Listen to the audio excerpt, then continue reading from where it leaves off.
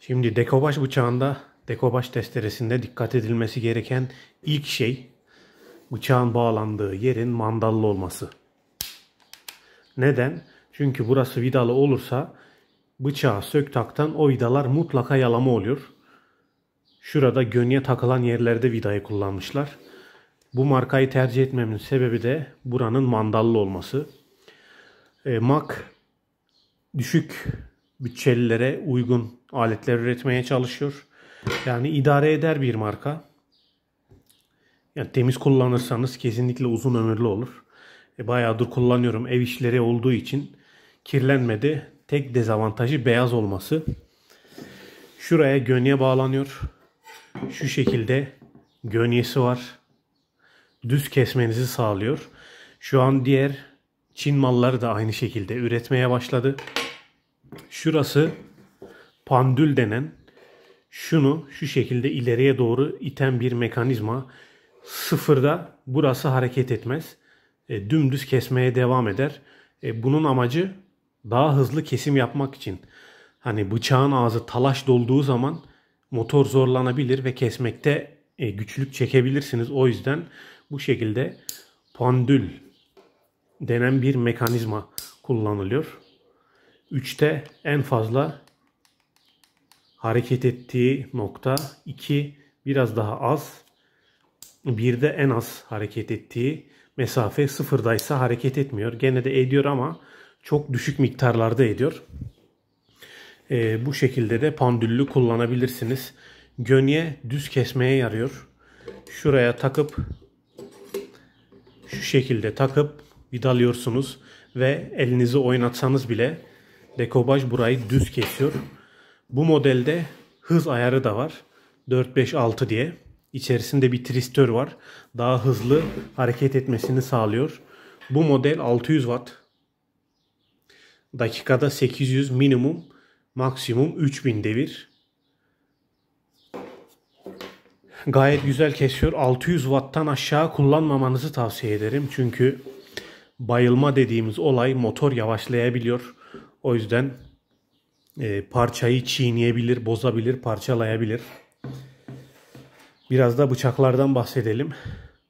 Bu T118A metal kesme dekopaj bıçağı. Metal kesmede marka tercih edin. Popüler markaların sahtesi de var. Ona da dikkat çekmek isterim. Ben bunu güvenilir bir hırdavatçıdan aldım. Şöyle 5 tane bulunduruyorum elimde. Ne olur ne olmaz diye. Ortalama 10 santim oluyor. Metal kesici dekopaj bıçağının modeli T118A'dır.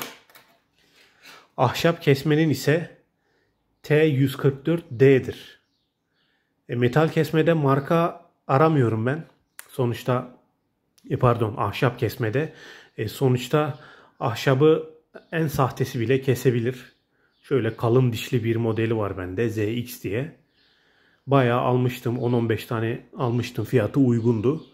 Bu şekilde bulunduruyorum. Ahşapta markaya gerek yok fakat metalde marka tercih etmeniz gerekiyor. Aksi halde çok kolay kırılabiliyor.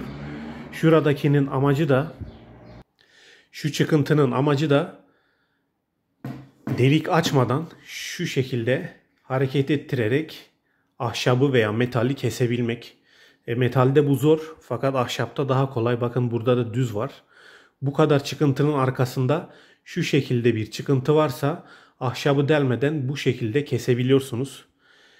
Yani şöyle motoru çalıştırıp easy yapa zamanla şu şekilde dikleştirip deliği açabiliyorsunuz. Tekrar bir matkapla delik açmadan bu şekilde kullanabiliyorsunuz. Şimdi kesmesini gösteremeyeceğim çünkü çok fena gürültü çıkarıyor. En önemli dikkat edilmesi gereken yer, söylediğim gibi, şuranın mandallı olması. Çünkü çok uzun ömürlü olur. Bakın.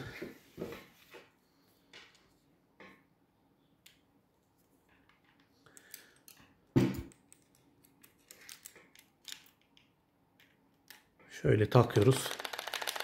Ve gayet sağlam. Şuraya dayanıyor.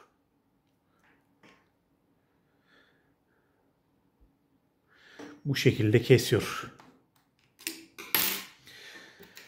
Bıçak tutan yer vidalı olursa kesinlikle birkaç kullanımda ne oluyor? Yalama oluyor. Şöyle şuraya takıyoruz.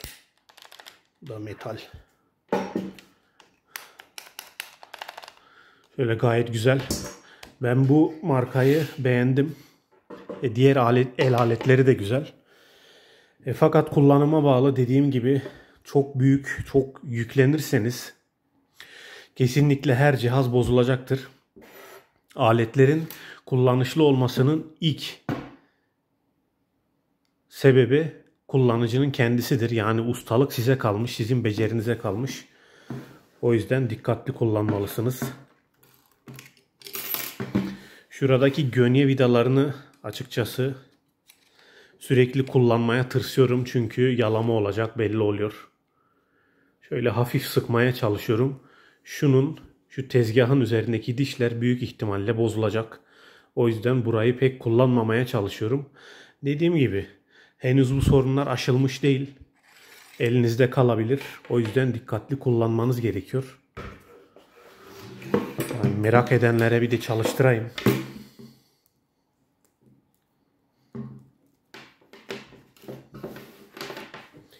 Burada bıçak varken kesinlikle çok dikkatli olun.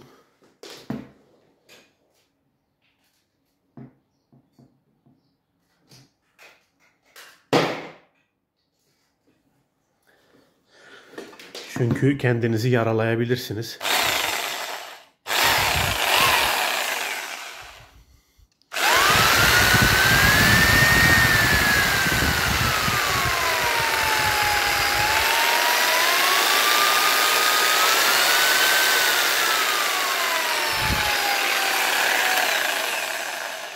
Şurada sabitleme düğmesi var. Gücü çok iyi gerçekten.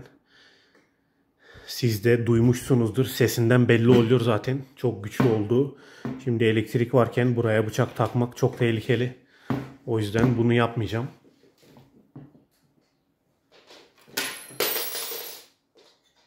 Kablosunun uzunluğu 2 metre. Çok rahat var. Bir de şuraya ben cırt koydum. Çünkü bu kablo içeriden bir yere tutunmuyor. Bunu çeke çeke içeriden koparabilirsiniz. Şurada vidalar için bir alyanı var.